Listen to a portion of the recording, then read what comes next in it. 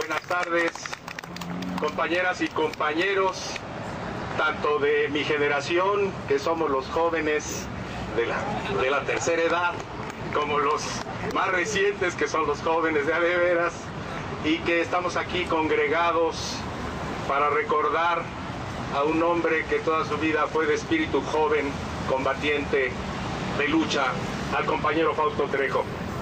¿Cómo no recordar a Fausto Trejo, que para personas como yo representa un emblema muy importante, un símbolo muy importante?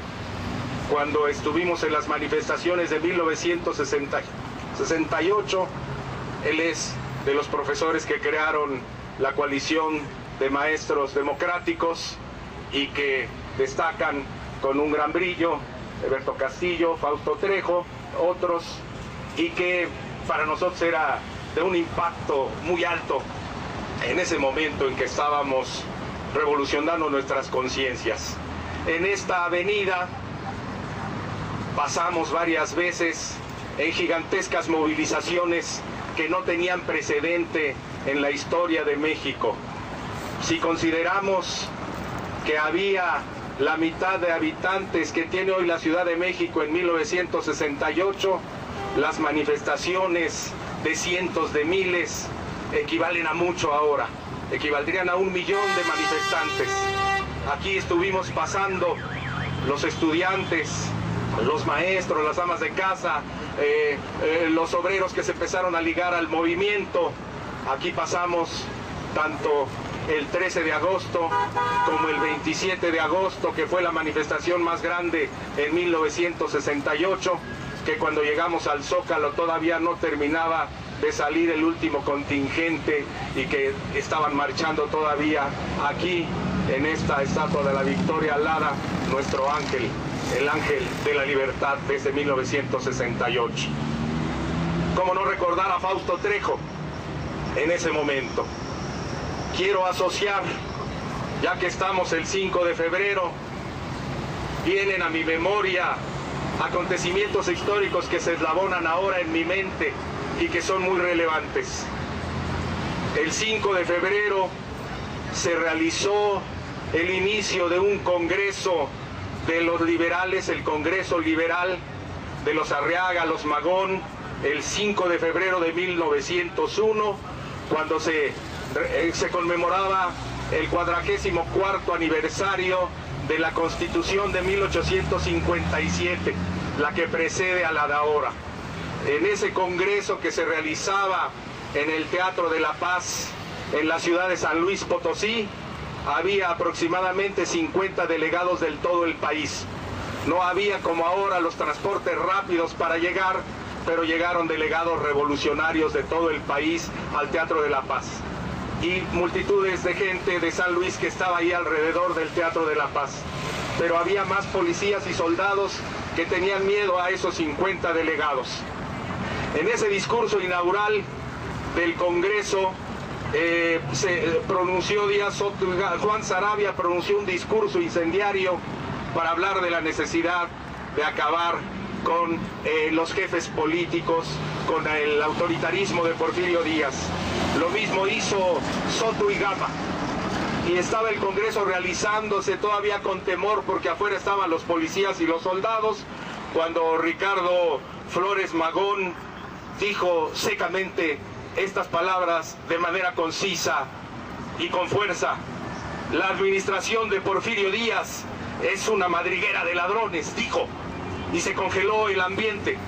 Tuvieron temor muchos, porque cuando se decía algo contra Porfirio Díaz, inmediatamente había prisión, o inmediatamente les aplicaban la ley fuga a los perseguidos políticos de aquel entonces. Y quedaron congelados, nadie dijo nada, al contrario, algunos tuvieron miedo y decían: no lo repitas, cállate. Y lo repitió por segunda vez: la administración de Porfirio Díaz es una madriguera de ladrones. Con valor, dijo Ricardo Flores Magón. Ya algunos empezaron a perder el temor y por tercera vez repitió: la administración de Porfirio Díaz es una madriguera de ladrones.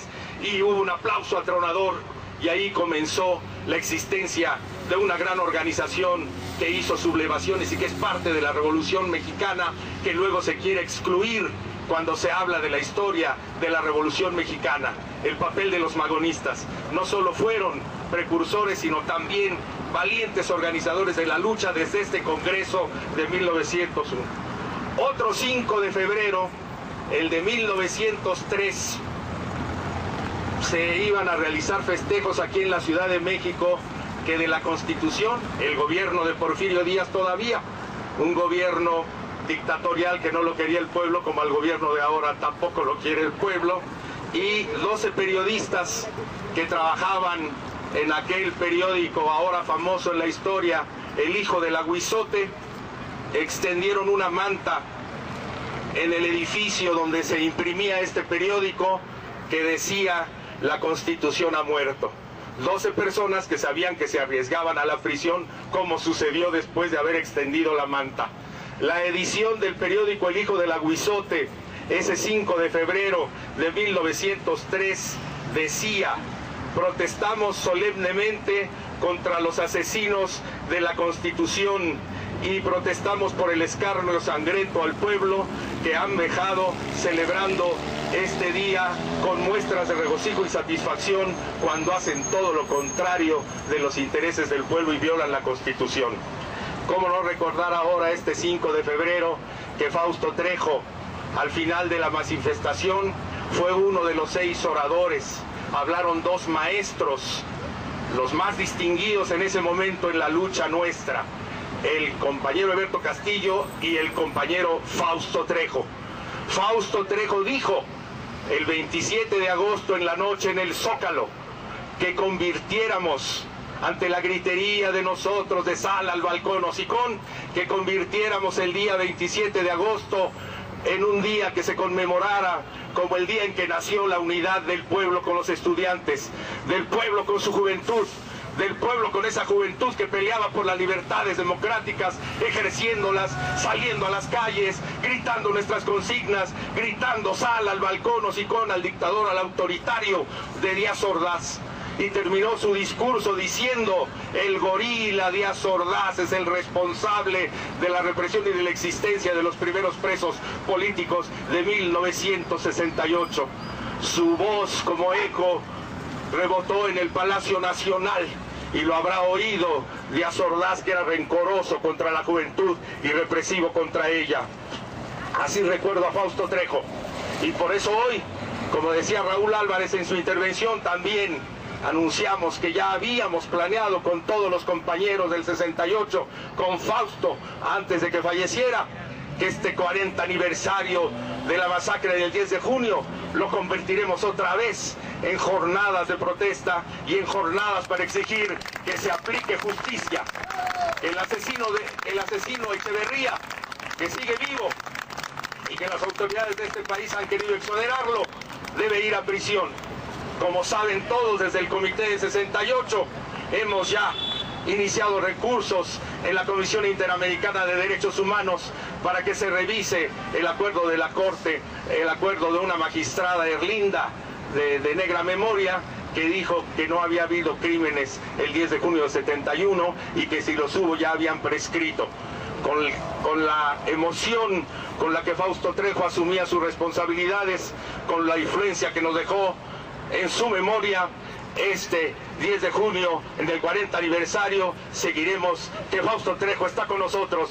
¡Viva Fausto Trejo! ¡Viva! 2 de octubre. ¡No se olvida! 2 de octubre. ¡No se olvida! 10 de junio.